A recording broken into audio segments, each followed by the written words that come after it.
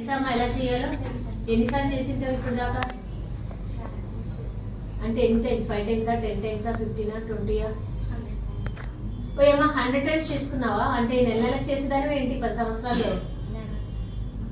Marriage 10 years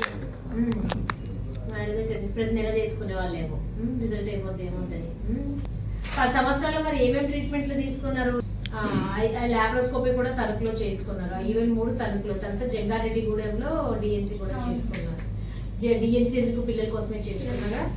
so ఇవన్నీ చేసుకున్నారు, మొత్తానికి అయినా కూడా అవ్వలేదు కదా.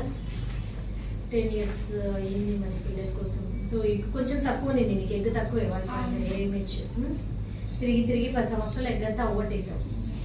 నా దగ్గరకు వచ్చేసరికి అన్ని అవ్వట్టుకొని వచ్చావు మొత్తానికి.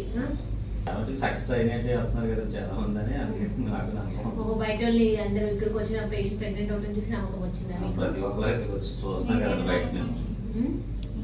అదే బయట పేషెంట్స్ ఎక్కువ మంది వెళ్తున్నారు కదా, నమ్మకం వచ్చింది. దీని మీద పెట్టాను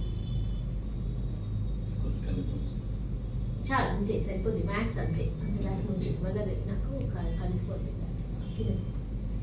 అక్కడ దాకా నుంచి పైకి వచ్చేస్తుంది. సో బ్లడ్ రిపోర్ట్లు అయితే క్లియర్ కట్ గా 375 పాయింట్లు లేకపోతే 0.1 కన్ఫర్మ్ అయితే కన్ఫర్మ్ అయ్యింది, మీరు ప్రెగ్నెంట్ అయ్యారు మొత్తానికి. ఇది బ్లడ్ రిపోర్ట్ బట్టి పోతారు. బ్లడ్ అయితే పాజిటివ్ వచ్చింది. ఓకేనా, కంగ్రాచులేషన్స్ మొత్తానికి 10 సంవత్సరాల తర్వాత.